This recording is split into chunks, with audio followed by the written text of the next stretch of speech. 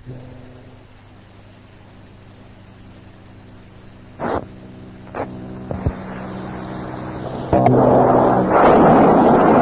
Arizal, instead of regularly before the day of Yerushalmi, we say it in Birkas Hadah, in the bracha of the Yaakov. Now,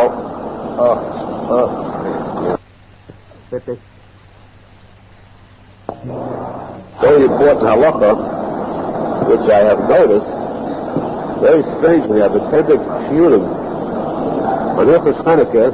I listened to them, paid attention to them, and I found that they are lacking in this information, very strangely. I heard that Bonan will give a shiur on Hilchos Chanukah, missing this information. I wouldn't say they mislead the people, but they certainly don't read them right.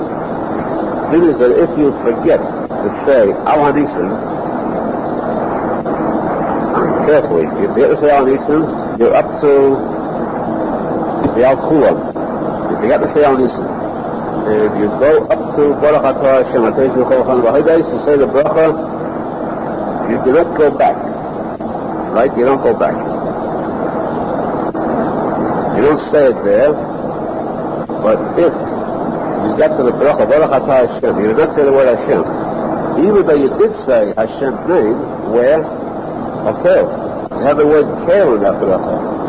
So though you said Hashem's name Kel, but it was not in the form of a bracha, you still could say Al Nosson there. Okay? Now we come to the point. What if a person said the bracha, Baruch Atah Hashem Ateh Shulchan Arizal, he finished the bracha, but didn't remind himself? So what most Baal and Magidei Shir will tell you is, Yitelas Magare, not Bishop. Right? Alas not. Finished. No chance to undo, to get back on the right track. You lost Al Nosson. We know that what age should use Talmud Bavly. You can pull it out of someplace. Don't give up hope. You finish the bracha, you can't go back. The answer is go forward. Go forward and you'll find Al Nosson. That's the part that they're missing. How will you find Al Nosson? Let's take the Birkas Hamazon first. The person says benching. He's supposed to say Al Nosson after the end of the Chol, before the Yaakov, after the end of the second paragraph. If he went on, and he finished that bracha, Baruch Atah Hashem, then he reminded himself, he suddenly woke up. This takes a person to fall asleep temporarily. He wakes up, and he says, his first question is, where am I? And he realizes he's past the bracha. He got to say, Al Nosson. And he says, it's Hanukkah, right? Because he was his dreamland, he was way off someplace where different land, different time. He says, Hanukkah, I finished the bracha, I didn't say Al Nosson, what happens now? He said, here everyone knows the deed. Go on further, near the end of the mention, where you have the lines of Harachamos, the Shabbos, or the Shkodesh. Over there you say, you add a new line. Harachamos, Yasser, Mona Nistan, the boys, Hashesha, the Syrian Jewish, you name it, the Syrian Jewish. Over there you can insert the whole Al Nosson at close to the end of the bench. You haven't lost if you listen there. But you start with the words Aruch Zohar in a voice. This information is very important that each Menachem too, the person forgets by the bracha of the Chayra Chaim. He says that into that bracha, remind yourself afterwards, there's still hope. Because when he gets to the that side, there he says those same words. Aruch Zohar in a voice, he goes to the flow. He still says it there. This is very sadly hidden information. Simply apparently because it's not in the kitchen house, it's in the bigger Shulchan house. But it's very important information for you to know, because this does happen to people. It happens that they amuse themselves, that it says from that straight, the Al Nosson on this page is saying, you finish the bracha, and the next word after the Haidesh is, oops, this is the next word, oops, I forgot it. Right? And what do you do? The good is that you had a shiur in this shul, and the rabbi said, you lost. He goes further, very sadly, he says, I lost it. No way out, no way to make up for it. When the truth still could be made up before the end of this position. Best thing is the person is adopting with kavanah, and to save his journeys and voyages and trips. After this risk, after becoming a Muslim, that person will never get lost. So, you're on the right track, the right lane, the right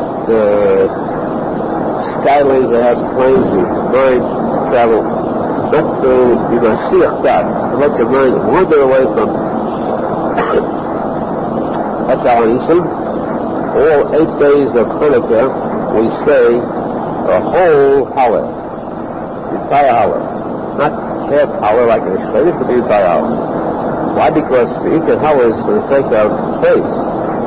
So, we say the whole hour because this is one of the nisim that occurred in Israel after we had the Beis Hamikdash, and we say the entire hour with the bracha, even the Sfadim, we say the bracha. There's no tachnu, no kiruv, no manatzeach yancha, not to say on Shabbos, because this is definitely a holiday, a chag, and this holiday is so great that even after Mashiach comes, it will still be considered an important holiday. Hanukkah and Purim, which today are considered minor Yom Tovim, will they be considered major ones because they are in the same pattern as the Yeshua, the Esed coming of Mashiach. And he said, Shabbos, this is Ikar, Chulik, and Purim. These be Mapola of the Satan. It's the main miracle. It's the same thing about Mashiach to the Mapola of Satan. That's why he said the Hanukkah and Purim together are being Matria, the Shem Kadosh, the Shem Olim Bay, which is Matria of the Satan Yisrael. Shem Tavchav Hay, which nation they used to kill the literally. Shem Tavchav Hay, which is used also for Halal, Torah, Shem at the Halal.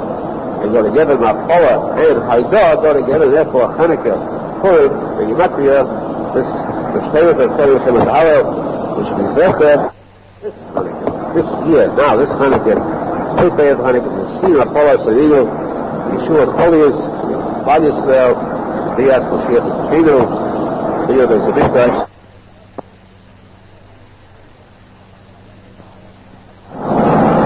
The Halacha is Tzila. Because Teshuva,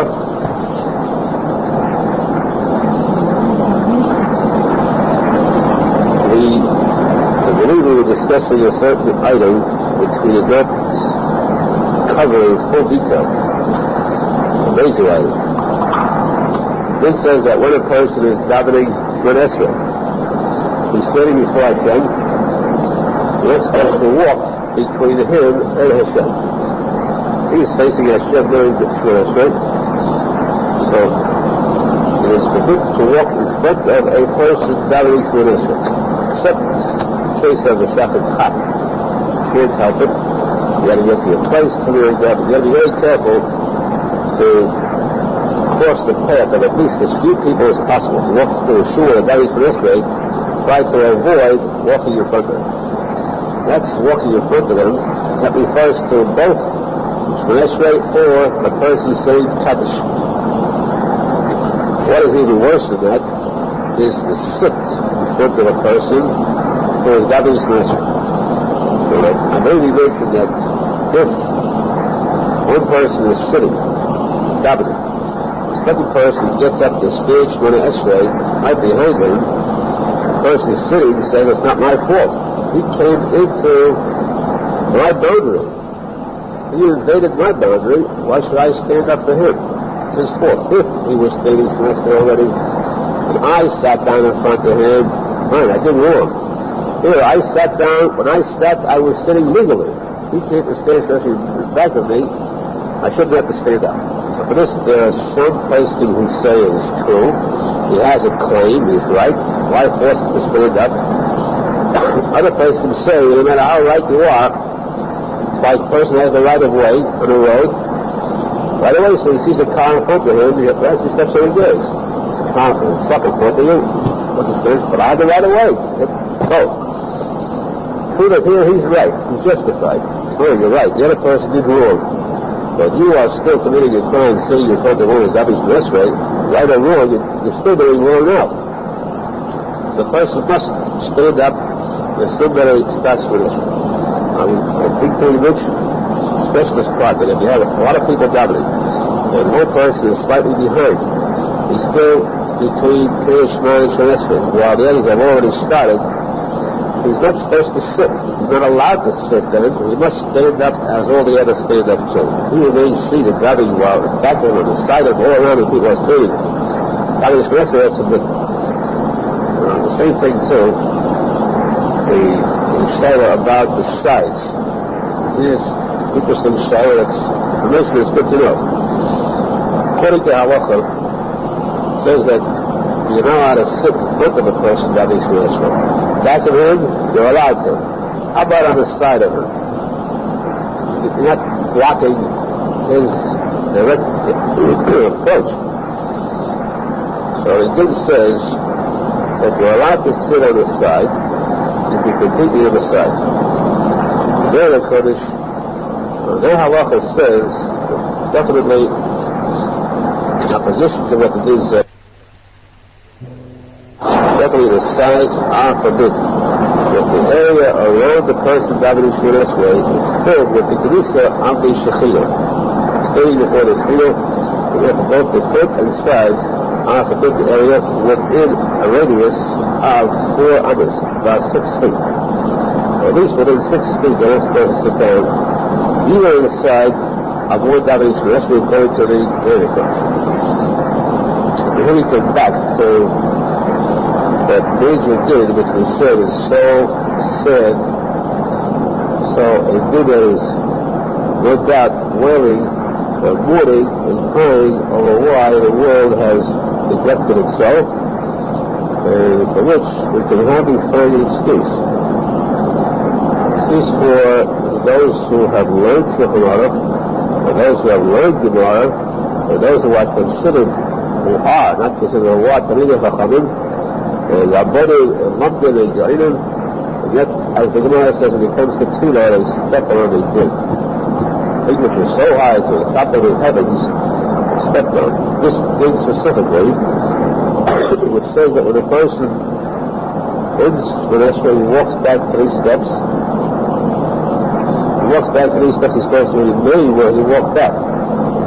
You don't walk forward until Shachar Sabilucha to a Chazan reaches Kedusha.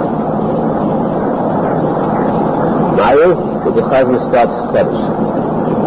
And the Gemara says, this is Gemara, we don't go into a small item. The Gemara itself doesn't just say that it's forbidden for a person to walk back 3 steps right away. It says he who walks back 3 steps is like a dog going to do something very dirty.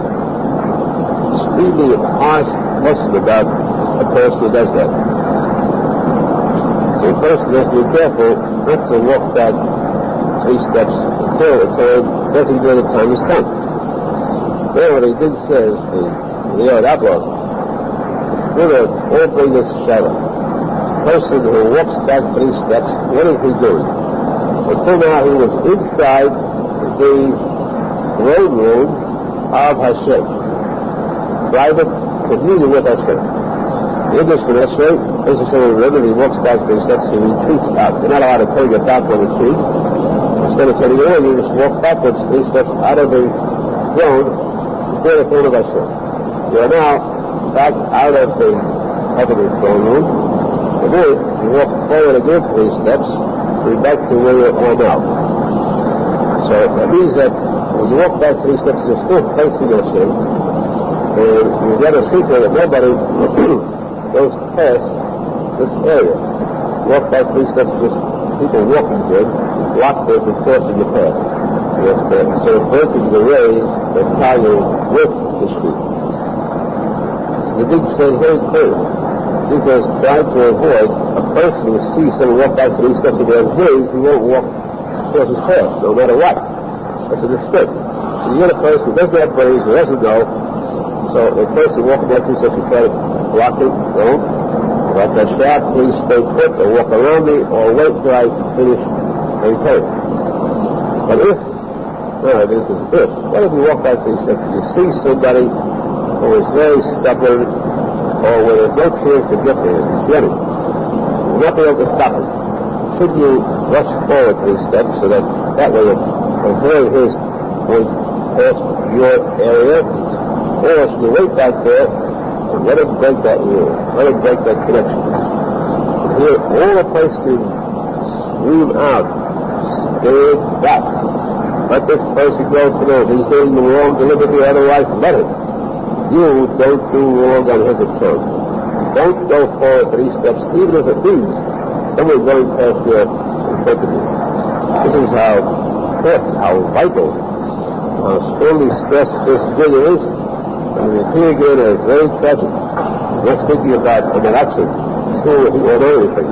But you go to loaded places, you know, the woman, added up on him, big up on him, get up on him that are 6 feet 2. Real big ones. The point of they too are lots. Negligent, and he comes to this game. Why? That's a muzzle which it has. But it just fulfills what the Gemara says. A tefillah is so great, it sometimes gets people to step on the major rules of tefillah. At least, let's be aware of this. Because most people have fallen purely simply for that reason.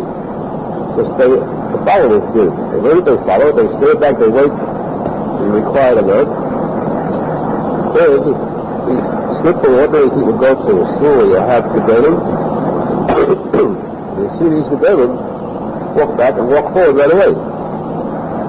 They figure, this Gedol does it, I must be wrong. I must be particular about something that's very important. That's how they follow the leader. It is what the Gemara says when a person, the shepherd, wants to display the whole flock. He gets one big ram as the leader of the flock, and he picks out a ram that's blind. It's a blind ram, go, lead the flock.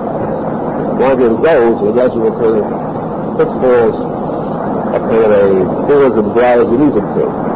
That's how people are misled by some of these Gedolim.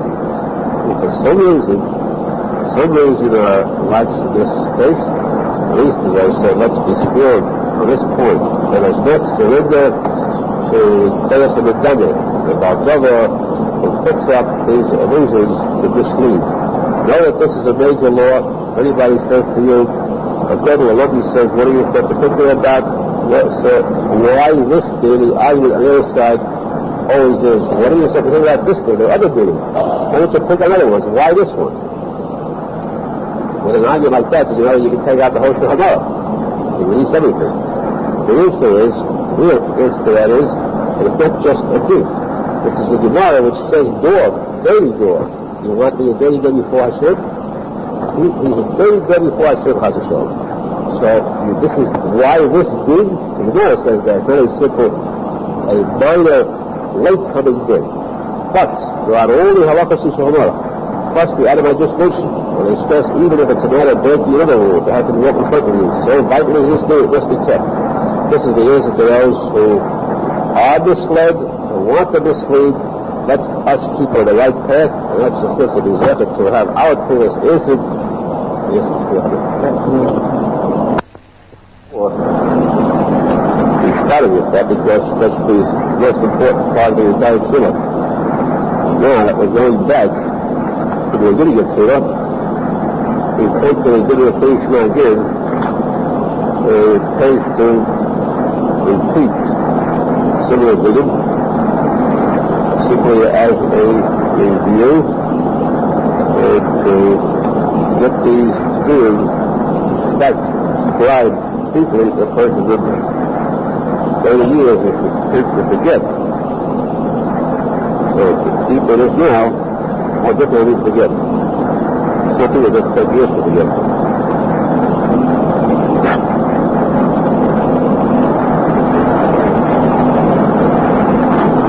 First is navigation. When is a person supposed to or allowed to say Krishna? From when? When is always 1 hour before the sunrise. 1 hour before sunrise. Which means about 12 minutes after the morning star comes up. So, it means that from now on, until they turn this clock, at the end of February 22nd, time will be 6:20. Yes, they'll say things before that. means also, this term applies also to putting on Talis Mitzvah. Say the bracha of the Tzitzis. You don't say the bracha before 6:20. That's supposed to put on the Talis before 6:20. That's the earliest. And when they turn the clock, February 22nd, they moved up to 6:45 for a couple of weeks. If they back very quickly, they turn it to the east and get back to get ready at 10. The first 2 weeks, around 2 weeks, will be the area of 6:45. So, that's the reason then for Kriya Shema's beginning. So the Kriya Shema ending is 3 hours after the beginning of the day. So that refers to sunrise or to the morning star, which means 3 hours from sunrise, or 3 hours from 72 minutes before sunrise, which comes out much earlier. Beyond that, the person, let's say sunrise is 6 o'clock. Average time. Sunrise is 6 o'clock. Most of the year is 6 or even earlier. Sunrise is 6 o'clock, and it means that 9 o'clock will be last month to Kriya Shema. You know, 3 hours, if you say it true, it does not mean literally 3 hours or 60 minutes each. 3 hours means a quarter of the day. The day is 12 hours. A quarter of the amount of daylight that you have. So let's say the winter time, for example, where it gets dark at 4:30 in the afternoon. And it gets light at 7:30 in the morning, and the entire day is only a 9-hour day, 7:30 to 4:30. So 3 hours, or a quarter of that, would be only 2 hours and 50 minutes, right? 2 2¼ hours instead of 3 hours. It means that 2¼ hours a day would end 2¼ hours after 7:30. In the summertime, it's a little bit harder because 30 hours or longer. So in the summertime it gets light at 4 a.m. and it gets dark at 9 p.m. There you have 17-hour day. Let's say better, it's light at 3 a.m. 3 a.m. to 9 p.m. is 18-hour day, so each hour is actually 90 minutes, an hour and a half, divide 18 by 12. And then you would have a 4.5-hour period from the beginning of day, 3 hours meaning 4.5 hours in actual time. Add 4.5 hours to beginning of 3 a.m. That means at 7:30 a.m. will be the last time to say Kriya Shema. You got to daven Shachar 3:11. This is not a fictitious item. They sell, that's the way it works out. Not the Kriya Shema itself is around 7:30 most of the year, many times even earlier. That's the reason why we are so careful here to daven Shabbos at 8:15, while others relax and daven at 9 o'clock, because here most of the time 9 o'clock is too late for the Kriya Shema, and we would rather lose the customers who would come to us if we daven later, and we should all daven say Kriya Shema after the time. It's a very complicated item, and it is something where we once mentioned that Pirkei Avos deals with ethics, deals with morals, not exactly with straight law, yet there's one single did expressed Pirkei Avos. When it says having Zohar the Kriya Shema, be extremely careful and cautious with the Zman of Kriya Shema. See that you daven at the right time. Because a person who will not make the Zman Kriya Shema has lost it for that day. There was a day of the Zayre Kodesh, and the penalty for it is Seder. Or even, because it is still worse, is used there. It is called a crime for which there is no atonement. And this is why, note, This is why a Jew, any Jew, who wants to obey mitzvahs simply, not a lamda, not a goy, not a kamachacham, not a tzadik, but any simple Jew can never, in his whole life, ever get up late in the morning. It cannot happen. You go out late at night, you go to a wedding, you come home at 4 o'clock in the morning, no matter what happens, a Jew can never in his whole life ever get up late because he cannot miss Zman Kriyas Shema. This is a mitzvah that prevails every single day of a Jew's life. Weekdays, Shabbos, Tevim, there's no way out. First, he must be up on time, daven Zman Kriyas Shema on time. If he misses the Zman Chas V'Sholem, Zman says that he has lost a mitzvah which he could never make up. It is called a crime, a felony, which there is no takuna. So it's a felony. What says about that? The uvas, the yuchalishter. Of course, the Gemara says that while we're on the topic, here that posek says that he who does not daven with the million is a chisara, a law, so yuchal and yimunas. It cannot be counted together with the condition. Those who participate in some kedusha. It's not to be counted as part of a million. Hashem means that he's counted as part of the other side. So serious is the Kriyas Shema B'Zmana and the davening with a million. The term for Kriyas Shema, he said, is vital what the Kriyas Shema. If a person, if an accident happens, for some reason, this doesn't pertain to us. If some character who wasn't careful, overstepped the boundary of Zman Kriyas Shema, he is supposed to still say Kriyas Shema. Another item, people who are wise, smart, clever, means sort of the wrong way.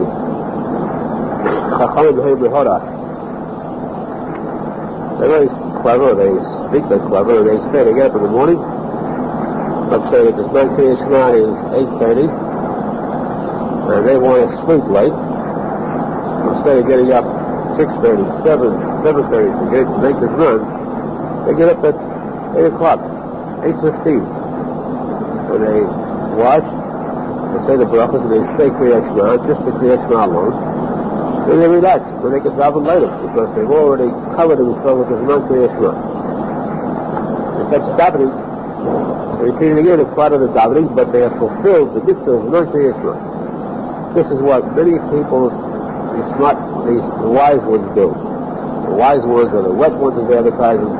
This is what they do, and they maintain that they're smart and they're just as good as anybody else, only smarter because they are able to have their cake and eat it.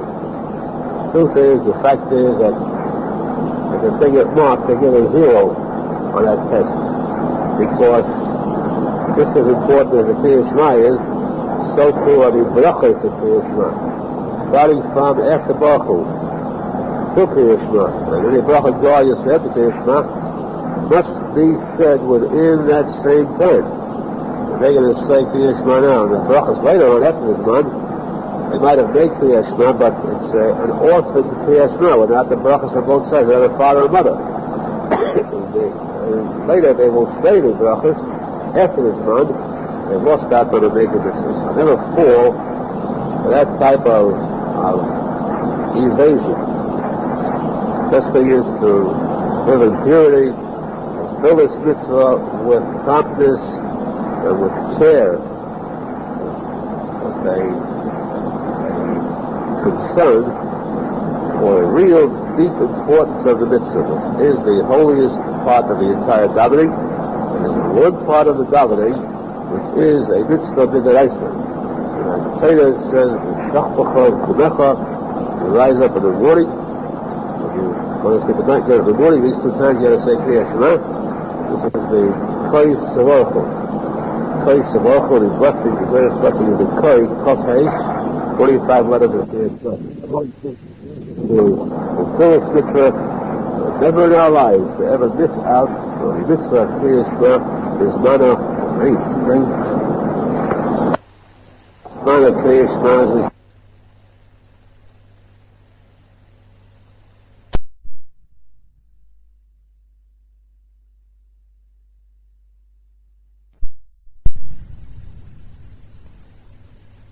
one hour later, which means that the Zman Kriya Shema is 9 o'clock. You have until 10 o'clock to say the brachas of Kriya Shema. And the Evid, there are some places who say you can do it until noon time. It's very rough, because there are very few who admit that you hold that way. And there are very many who daven that late. How come they daven that late is a mystery. You will find that there are some shuls, higher class, more religious places, whether it's here or elsewhere, different countries throughout the world, you'll find that the elite, very religious, super orthodox, the Rebbes, so forth, who daven at that hour. You see them davening at 10 o'clock, at 10:30, 11 o'clock. How come? What's the answer to it? Well, these are people who definitely are hundreds of times more religious than we are, let's say, and I am. Okay, I don't know about you. You might be him tzaddikim, so saying we in the singular, they're hundreds of times more religious than we are, and much more learned than we are. How come that in this respect they daven so late? Especially not just the Harida, but the Rebbe's themselves. The answer is, we could never give this answer ourselves. We wouldn't have the right to. But the Arizal says this, and therefore it is true, we have a right to say it. But the biggest of them, biggest Rebbe's, or the biggest tzaddikim, even those who are really tzaddikim, truthfully saying, not just with the pretense or cloaked in the guise of a tzaddik, those who are real tzaddikim, and they daven that late, it is not because they have higher kavonas, because they have hidden reasons that permit them to do it. It is simply because they are committing an error. They definitely are not doing right. Menel says, a big tzaddik can make a mistake sometimes too, and this is one of the major mistakes. So you see the biggest tzaddikim, the leading tzaddikim, davening that late, know that they are committing a mistake. They should be zeichet to see the true light and wake up earlier. Please, we should not oversleep our mornings and our lives. Know that we are guided by a Arizal who has revealed to us that this is a fact. There's no way out.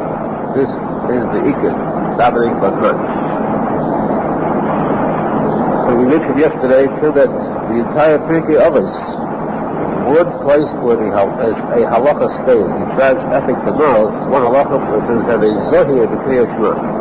Be very careful, extremely cautious not to let the Zman of Kriya Shema pass you by. Watch carefully, because Kriya Shema is so important. It's the one part of the tefillah that is midaraisa, not Torah. Now the thing is that Kriya Shema is supposed to be said, according to the Gemara, how should a person say it? In what position? Sitting or standing? The person stands, that's a respectful position to daven before Hashem, especially if it is, since it is the holiest tefillah of all. So if you stand by Shemon Esrei, you'll see that surely you should stand by Kriya Shema.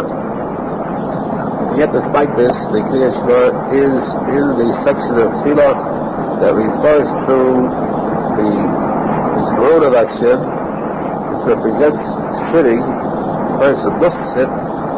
Arizal says this is the section of the Elotrei Level of Riyah, and it is also that the beginning of the brachas of Kriya Shema until the end should be said in a sitting position both morning and night. Nighttime too, there's a whole cheshbon, should be said in a sitting position. There are 4 times we say Kriya Shema a day. Once before the Kabbalah in the morning, the very beginning of davening. The second after Baruch Hu, the Barachas Kriya Shema, the third is the modern Kriya Shema. The fourth is Kriya Shema Shalamita. So two Kriya Shema, the morning and evening, Shachas and Maariv, must be, not should, but must be said sitting. Must be said sitting. Again, you will see people standing. Again, it's a mistake. Worse, I say people talking about very great people. Or Tmidei Chachamim. Worse, you'll see not just standing, you see them walking up and back. Walking up and back while saying Kriya Shema is certainly wrong. And I think it does say this provides for a person who has a lot of energy and wants to spend it. David Tefillah Kaya could walk up and back, but it could not really cover the case of Kriya Shema. The person really Davis wants to daven properly, follow the status inside, deeper information inside of what the Torah represents. So a person cannot walk certainly, he cannot stand, should sit during these two Kriya Shema. The morning Kriya Shema, one before Kabbalah, that could be said sitting or standing. It could be said either way. But one thing, the Gemara says there's a death penalty, and this the Gemara means literally. A person who switches, tries to become the Shabbos Hilo, he must follow the Halacha, so careful on how you conduct yourself. A person who is sitting stands up to say Kriya Shema, the death penalty. The same, the other way around. We won't go into that item because there, but nowadays would not refer to that. Death penalty is there meant that a person, what's the death penalty for? Getting up and sitting down? Because Mary Gemara refers to a person who deliberately wants to show he's against Beis Hillel. Therefore the death penalty. That's the same. But without penalties, we're talking about what's proper. A person should say the Kriya Shema of the morning in whatever position he is. If he's sitting, if before that part, he may seated. If you're standing, he may seated. Don't change position before Kriya Shema. The last Kriya Shema, the one before going to bed, Al Hamita, go with the word in Kriya Shema, Al Hamita on the bed, and Arizal says here is absolutely an obligation for a person to say this Kriya Shema standing. Must be said standing, the one before going to bed. And then, of course, the people might be misled by the wording, as I said, but it's important to know. Therefore, we're not misled because we have, well, I said that Arizal to guide us, we know what is right, what is proper. If a person is weak, or he is sick, the people who are confined to bed, they have to daven. How should a person say Kriya Shema then? If he's that sick, and he's not allowed to say Kriya Shema lying on his back, no matter how sick he is. He should turn over on his side, at least, on his side, and say Kriya Shema that way, and try to prop himself up at least an inch or so. He's really weak, at least lying on his side. Before a person begins the Kriya Shema, he's supposed to concentrate very deeply on the translation of the words and on what he should think about when he says those words. Know that he will take up that part of detail, that item of detail, and how a person should concentrate on the words, each one of the words, and especially on the word echod, the interpretation of each one.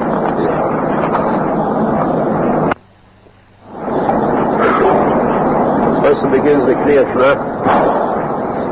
Before he says the word Shema Yisrael, he should first concentrate on what he's about to say. Kriya Shema is called Emunah Sayichud. You state your faith in Hashem. You believe that Hashem is one. And this Emunah is the shleimus, complete and implicit. The Menachem says that you have to prove it. How can you show you honestly believe in Hashem? You prove that by Mesiras Nefesh al Kiddush Hashem. When does a Jew finally prove that he believes in Hashem? If he gives his life for the sake of his faith. In other words, a boy says to him, That's for showing reject your faith or I'll kill you. The Jew says, kill me, I will not reject my faith. He has passed the test of Amunah, and this is proof that this is Kiddush Hashem. Aharon says that a person is supposed to say Kriya Shema, and before saying he's supposed to present an image in his mind. The way he's standing in front of the inquisitor, who is demanding him to give up his Amunah at the expense of his life, the Jew is supposed to take upon himself the death, feel that he is about to die, and with the Shema Yisrael he is dying for the sake of Kiddush Hashem. The death is supposed to consist of the 4 types of death that come from Yisrael Hedman. Shkila, Sreifa, Hering, V'Chanim. He's supposed to feel that he's taking all these deaths with him. Now, if a person really imagines this in his mind, and the mind is so powerful that it can actually feel as though it is happening. Not only can he feel it, but as a person can actually die with that feeling itself. Many of those, a person is supposed to reach a point just up to the point of actually dying. He's supposed to feel all the pain and suffering of death itself, up to the physical point of dying, and then to move back so that his life is spared. This is the true Kiddush Hashem Kriya Shema. A person who says Kriya Shema with this type of feeling, that person is regarded as though he has actually given his life to Kiddush Hashem. And this is what the Yaakov said. Menachem said in interpretation of Akiva's words, when he was asked, how can you take so much, as students are asking, combing your skin? Yaakov said, what kind of question is that? The Menachem interpretation. What kind of question is that? What is this different than what I've had all my life? All my life I have experienced the same what I'm doing right now. Because I conjured up a vision that was so exact when I was saying Kriya Shema, as though this was happening, and I physically felt the same experience as I have right now. So why should I give this up? Now I have a chance to really get the mitzvah. The Kiva said, why should I stop now? This is the highest point of Kedusha a person gives up to that. Of course, again, the Arizal warns, don't overdo it because you're not supposed to commit suicide. Supposed to feel it up to the point where it's physically dangerous. But at least the person should have a mind to say Kriya Shema that I believe in Hashem, even if my life would be a mistake. And then to go on to the rest of the words, say the Kriya Shema, of course, you see that there are so many things to concentrate on. How can a person think all this? It will take them half a day just to go through I want to say alone. Yet if you get accustomed to it, it goes smoothly. You get it on a track, one follows the other. The person is supposed to have kavanah, because otherwise the shadow of the person negates altogether. Kavanah, that I am not performing the mitzvah of Kriya Shema. This is the Deraisa. One of the mitzvahs in the Torah is supposed to have kavanah dying. Now doing this with the kavanah to fulfill the mitzvah of Kriya Shema. And then to say, when you say Hashem Elokeinu, Hashem Elokeinu, Hashem is Hashem Echad, the Aleph test out, explained many times, the Aleph is 1, the Gemati is 1, 8, 4. Which means Hashem is 1, 6 directions. Up, there are 7 heavens, and down is earth. The test is 8. 8 is up and down, above and below. Dalet is all 4 directions. So the Dalet is supposed to be, of course it should be short. The length is only of the test. The Aleph must be very short. You cannot say Echod. The Aleph must be cut short. It's very good, it's very arrogant. Person beware not to be mad from the Aleph. Aleph is 1 is short. The should be 1. The Shem is 1. Chod is 8 down. And Dalet also included in the test. You cannot call word the sound of a Dalet because there's no vowel on it. So Sechod, you can't say also. You know, should beware of saying Echod. That's completely wrong. You distort the whole word. There's no valid in the thought, period. Have in mind that valid stands for both. Valid is four directions, which Hashem is one. Also, the final four types of death which we accept and say this. Then, immediately you say, silently, Baruch Shem Menachem Mendel God. This is what we said until now, is not Kabbalah, it's regular Halacha and Shulchan. Because then you have further Yodim, you have a mind, Arizal says too, without going into Kabbalah actually, that the Shema Yisrael has 25 letters, Baruch Shem has 24 letters, and this combined is 49 letters, representing the letters of the Shematim, or Shematim, representing the union of the Shekhinah, which represents 12 Shematim, and representing too, this point, driving out the Shekhinah of the Queen. Shifcha, Bisha, the evil maid, tries to take over the throne. Saying to the Shema, Baruch Shem, the Kavana, dispose of this evil maid, and give back the throne to the Queen, the Shekhinah Bisha. And of course, too, the saying of the Shema Yisrael of Baruch Shem, Shema Yisrael, of any of those too. Again, I say it sounds like a lot. You're packing a lot into this, but if you get accustomed to it, it's simple. Anything you get accustomed to becomes new. A person should have Kavanah Shema Yisrael. What is it by driving out this Shif Chabisha, this evil maid? Who is this evil maid? Note that it's not an evil slave. It's taking away from us, an evil maid. We know that this means drive out the evil thoughts in the person's mind, thoughts of kiruv. A person can destroy these thoughts if he says Shema Yisrael with deep kavanah. He can rid his mind, cleanse his mind of these evil thoughts. Also, the person is able to have shed a tear or two after saying Shema Yisrael, then he can actually completely obliterate, erase that Shef Chabisha, the Yehudim Zohar, rid his mind of any of these thoughts of fill up this, Yehudim, reserve it to a Taras and Achshava, pure thoughts. Shema Yisrael should be said with a loud voice, Kol is the earth of the Kavanah. Place the right hand on the eyes, over the eyes, that remains there until after Baruch Shem Menachem. Person should be reserved to David Tzedek Yeshma, it's Kavanah to the Kabbalah of the Emes, the Munah Sayitro, the Munah Hashem, Zeh U'Lechoch.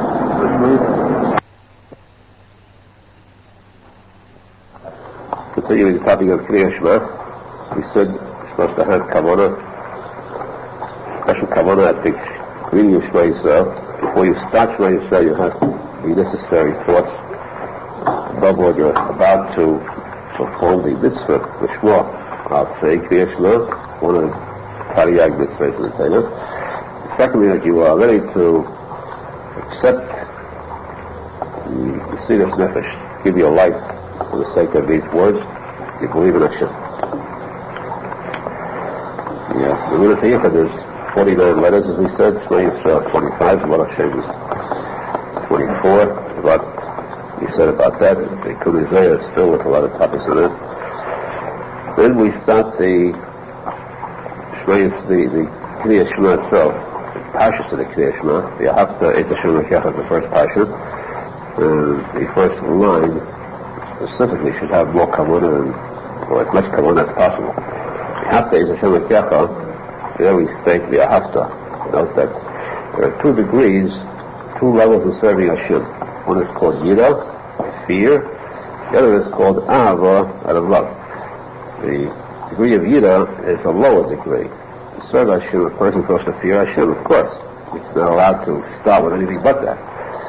But he should rise from there to a higher level, serving Hashem, not just out of fear, worry of being punished, because he'll be given a licking, because he actually has this deep Aleph Hashem, and to him it's the greatest pleasure to be able to serve Hashem. He could feel, literally, Gan Eden, to do your mitzvah, because the pleasure of being able to serve Hashem, our Creator, the King of Kings. This is the Aharon. So what does the Aharon consist of? Three things. The Aharon is a shul kefir, the whole levavcha, your whole heart. It means serve Hashem and love with your whole heart. Your heart consists of two parts, the Yetzer Tov and the Yetzer Hara. So when the good angel comes and tells you to do something good, go right into it. Plunge into the mitzvah and do serve Hashem. You're supposed to serve Hashem with your Yetzer Hara too. The Yetzer Hara comes and tells you to go against Hashem. If you reject him, you don't listen to him, so you turn him down. You're battling against him, you're turning him up, but you're not serving Hashem with him. You're not using him to serve Hashem with. Whatever you have to serve Hashem with. You have to serve Hashem with the Yetzer Hara too. How do you do that? It's like taking the, let's say the atom, uranium, plutonium. You've got parts of it, they're useless. You have to harness this energy. You have solar energy. So it exists in the world. The energy, the atom, the energy, the sun. If we can harness that energy, we have tremendous powers. A surge of power that's incomparable. Now, you take a person who is, he's serving Hashem with the Yetzer Tov time, but he hasn't got the Islavus. He learns, he dabbles, there's no fire. He's true, he's loyal, but there's no fire in him. And suddenly he finds there's a new energy.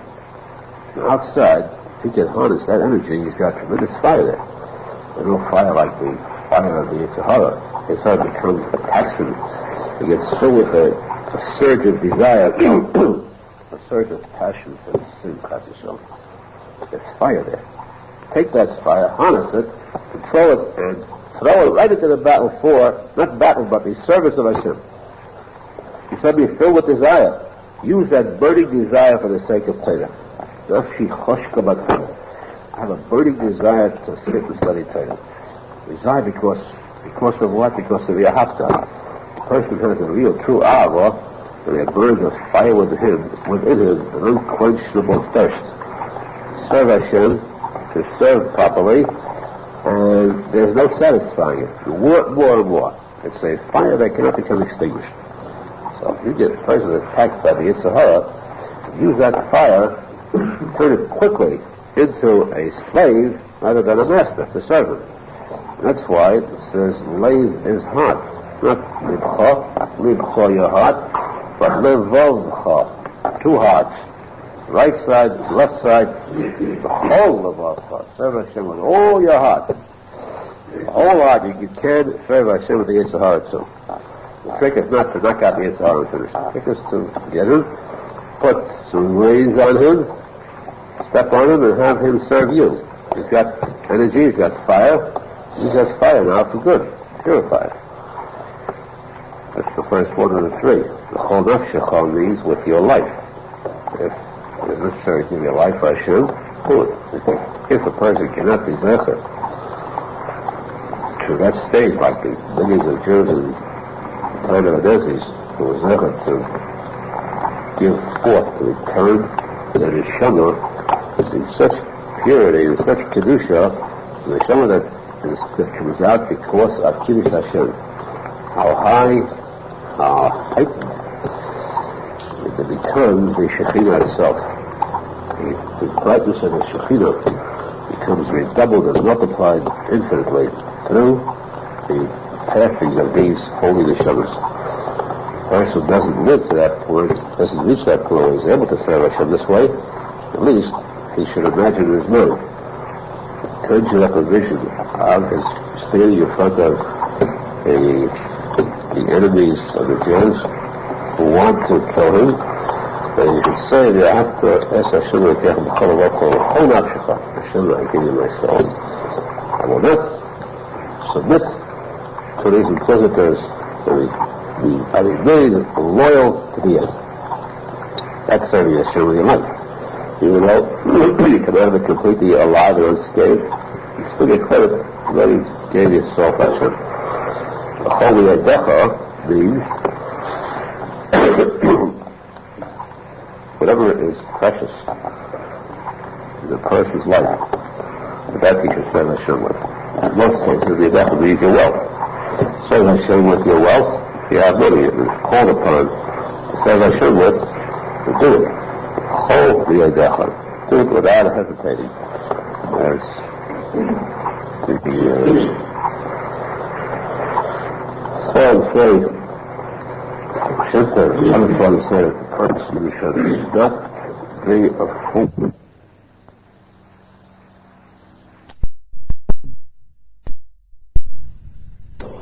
Serve Hashem with, to do it. Hold the Yadach. Do it without hesitating.